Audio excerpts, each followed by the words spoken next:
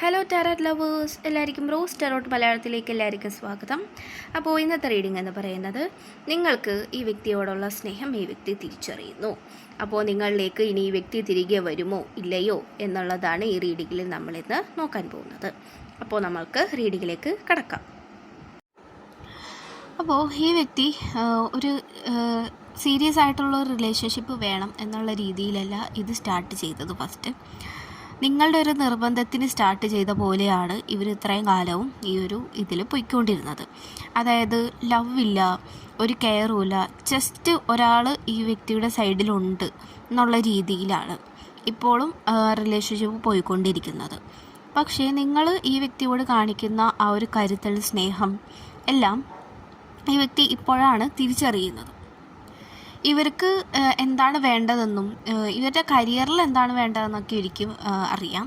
പക്ഷേ ഇവരുടെ ഈ ഒരു ലവ് എന്നുള്ള രീതിയിലേക്കൊക്കെ വരുമ്പോഴത്തേക്കും ഇവർക്ക് അതിലൊന്നും വലിയ വിശ്വാസമില്ല. എപ്പോഴും നെഗറ്റീവായിട്ടുള്ള ചിന്തകൾ മാത്രമേ ഇവർക്കുള്ളൂ. വേണമെങ്കിൽ അങ്ങനെ തന്നെ ആയിരിക്കാം ഇവർ പറയുന്നുണ്ടാവുക. അതായത് എനിക്കിതൊന്നും വർക്കാവില്ല, എന്നെ ആരും സ്നേഹിക്കില്ല. കാരണം ഇവരുടെ പാസ്റ്റ് റിലേഷൻഷിപ്പ് അങ്ങനെയായിരുന്നു. അപ്പോൾ അതിൽ തന്നെ ഇവരെന്താണ് കൂളായിട്ട് സഫർ ചെയ്തിട്ടുണ്ട്, കുറേ കരഞ്ഞിട്ടുണ്ട് ആ ഒരു വ്യക്തിക്ക് വേണ്ടിയിട്ട്. പക്ഷേ ഇവരാഗ്രഹിച്ച പോലത്തെ ഒരു സ്നേഹം അവിടെ നിന്ന് അവർക്ക് കിട്ടിയില്ല. അതായത് ഇവരാഗ്രഹിച്ച ഒരു പേഴ്സണിൽ നിന്നും അവർക്ക് കിട്ടിയില്ല എന്നുള്ളതാണ്. അപ്പോൾ തന്നെ ഇവർ കൂടുതലുമായിട്ട് ഒതുങ്ങിപ്പോവുകയാണ് ചെയ്തത്. അതായത് ഇനി വരാൻ പോകുന്നതിലൊക്കെ ഇങ്ങനെ തന്നെ ആയിരിക്കാം, എല്ലാവരും ഒരേപോലെ തന്നെയാണ്, അങ്ങനെയാണ് ഇവർ കണ്ടുകൊണ്ടിരിക്കുന്നത്. ഈ വ്യക്തിക്ക് വേണ്ടിയിട്ട് സമയം മാറ്റി വെക്കാനോ സമയം സ്പെൻഡ് ചെയ്യാനോ ആരും ഇനി ഉണ്ടാവില്ല. ഇതൊക്കെ വെറും എൻ്റെ തോന്നലാണ്. റിലേഷൻഷിപ്പ് എന്ന് പറഞ്ഞാൽ ജസ്റ്റ് ഇങ്ങനെ വെറുതെ ഇങ്ങനെ മുന്നോട്ട് പോവുക, അത്രേ ഉള്ളൂ.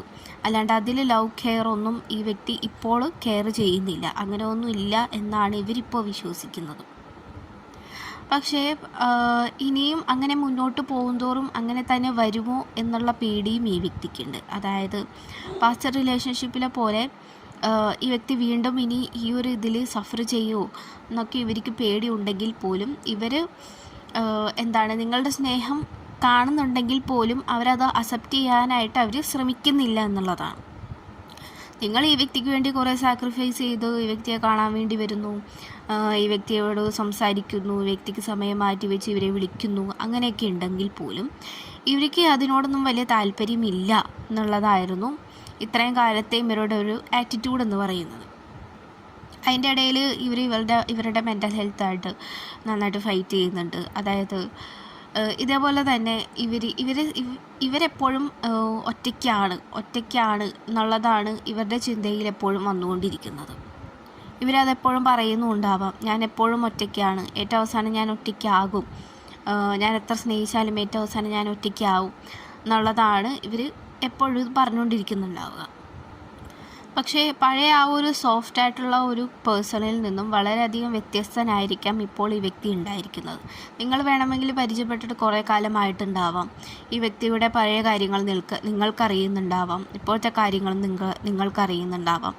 പക്ഷേ ഈ വ്യക്തി ആർക്കും വേണ്ടി മാറാനായിട്ട് തയ്യാറാവുന്നില്ല എന്നുള്ളതാണ് ഇവിടെ കാണിക്കുന്നത്. കാരണം ഇവർ അത്രയും നേരെ സ്നേഹിച്ച ആൾ ഇട്ടിട്ട് പോയി എന്നുള്ളതാണ് ഇവരിവിടെ പോയിൻ്റ് ഔട്ട് ചെയ്ത് കാണിക്കുന്നത്.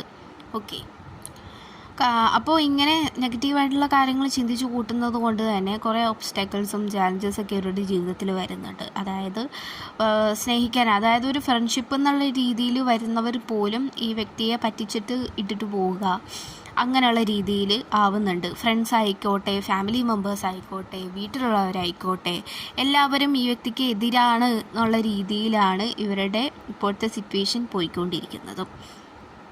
ഇവരുടെ ചിന്താഗതി വളരെ മോശമാണ്. ഇപ്പോഴത്തെ സാഹചര്യത്തിലെടുത്ത് നോക്കുകയാണെങ്കിൽ, അതായത് ലവ് കെയർ എന്നുള്ള രീതിയിൽ ഒക്കെ ഫ്രണ്ട്ഷിപ്പിലൊക്കെ നോക്കുകയാണെങ്കിൽ താൻ അൺലക്കിയാണ് എന്നാണ് ഇവർ വിശ്വസിക്കുന്നതും. അപ്പോൾ അതേപോലെ തന്നെയാണ് ഇവർക്ക് വന്ന് ഭവിച്ചുകൊണ്ടിരിക്കുന്നതുമായിട്ട് ഇവിടെ കാണുന്നത്. സ്പിരിച്വലി ഈ പേഴ്സൺ ഒരിക്കലും ഓണാവാനായിട്ട്, അതായത് ഉയരാനായിട്ട് ഇവർ ശ്രമിക്കുന്നില്ല എന്നുള്ളതാണ്. എൻ്റെ ജീവിതത്തിൽ ഇത്രയൊക്കെയല്ലേ ഉണ്ടായുള്ളൂ, ഇനി ഇത് മാറാനാണ് എന്നാണ് ഇവർ ചിന്തിക്കുന്നതും. അതുകൊണ്ട് തന്നെ പ്രാർത്ഥന എന്നുള്ള രീതിയിലുള്ള കാര്യങ്ങളെല്ലാം ഈ പേഴ്സൺ പതിയെ മറക്കുന്നു, വിട്ടുകളയുന്നു. ഓക്കെ, അങ്ങനെയൊക്കെയാണ് ഇവിടെ കാണുന്നത്. പക്ഷേ പോസിറ്റീവായിട്ടുള്ള മൂമെൻറ്റ്സ് ഈ വ്യക്തിയുടെ മുന്നിൽ വരുന്നുണ്ടെങ്കിൽ പോലും അതൊന്നും അതായത് ലോങ് ലാസ്റ്റ് അല്ല, പെട്ടെന്ന് അത് പോകും എന്നാണ് ഇവർ വിശ്വസിക്കുന്നതും. അപ്പോൾ ആ ഒരു കാരണത്താലൊക്കെ തന്നെ ഇവർ കുറേ സഫർ ചെയ്യുന്നുണ്ട്. അതായത് മെൻ്റൽ ഹെൽത്തൊക്കെ ആയിട്ടും ഇവർ കുറേ സഫർ ചെയ്യുന്നുണ്ട്. പക്ഷേ നിങ്ങളുടെ സ്നേഹം ഇവർ ഇപ്പോഴാണ് മനസ്സിലാക്കുന്നത്. കാരണം ഇവർ സഫർ ചെയ്യുന്ന ഓരോ കാര്യങ്ങളും നിങ്ങളുടെ അടുത്ത് ചിലപ്പോൾ വിട്ട് പറയുന്നുണ്ടാവില്ലായിരിക്കാം, എന്നാലും കുറേ കാര്യങ്ങൾ ഇവർ പറയുന്നുണ്ടാവാം. അപ്പോൾ അതിലൊക്കെ നിങ്ങൾ വളരെ ഈ വ്യക്തിയെ കേട്ടിരിക്കുകയും ഈ വ്യക്തിക്ക് വേണ്ടത് എന്താണെന്ന് വെച്ചാൽ ചെയ്തു കൊടുക്കുകയും ഈ വ്യക്തിക്ക് എങ്ങനെയൊക്കെ ഇതിൽ നിന്നും പുറത്ത് കടക്കാം എന്നുള്ളതൊക്കെ നിങ്ങൾ അഡ്വൈസ് കൊടുക്കുന്നുണ്ടാവാം. അപ്പോൾ അതിലൊക്കെ തന്നെ ഈ വ്യക്തി വളരെയധികം നിങ്ങളുടെ സ്നേഹം ഈ വ്യക്തിയോടുള്ളത് ഇവർ മനസ്സിലാക്കുന്നുണ്ട്. പക്ഷേ ഈ പറഞ്ഞ പോലെ അവർക്ക് അങ്ങോട്ട് പൂർണ്ണമായിട്ടും അക്സെപ്റ്റ് ചെയ്യാനായിട്ട് സാധിക്കുന്നില്ല, കാരണം അവരെ പാസ്റ്റ് കാരണമാണ്.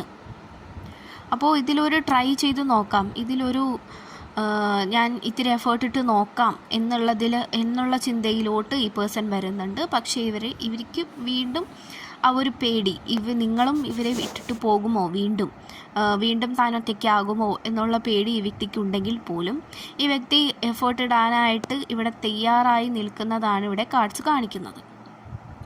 അതുകൊണ്ടൊക്കെ തന്നെ അതായത് സ്പിരിച്വലി വലിയ കാര്യമായിട്ട് ഈ വ്യക്തി പ്രാർത്ഥിക്കുക അങ്ങനെയൊന്നും ഉണ്ടായിട്ടില്ലായിരുന്നു.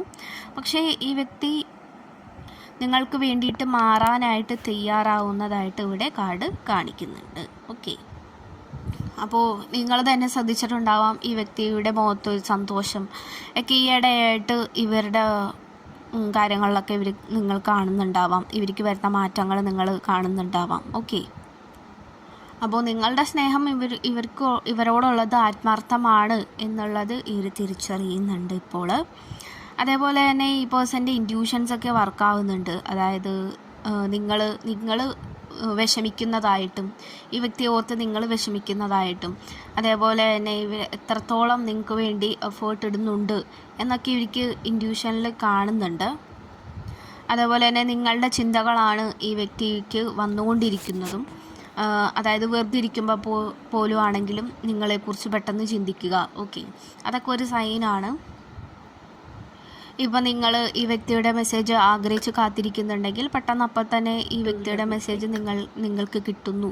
ഓക്കെ, അല്ലെങ്കിൽ ഇവർ നിങ്ങളെ വിളിക്കുന്നു. ഓക്കെ, അപ്പോൾ അവർക്കും നിങ്ങളിവിടെ ആഗ്രഹിക്കുന്ന എന്താണോ അതവിടെ ഇവർക്കും തോന്നുന്നുണ്ട്. ഓക്കെ, അപ്പോൾ നിങ്ങളുടെ സ്നേഹം പെട്ടെന്ന് തന്നെ എല്ലാം മാറി എല്ലാ ഓബ്സ്റ്റക്കിൾസും മാറി എല്ലാം നല്ല രീതിയിൽ വരാനായിട്ട് നിങ്ങൾ ദൈവത്തോട് പ്രാർത്ഥിക്കുക.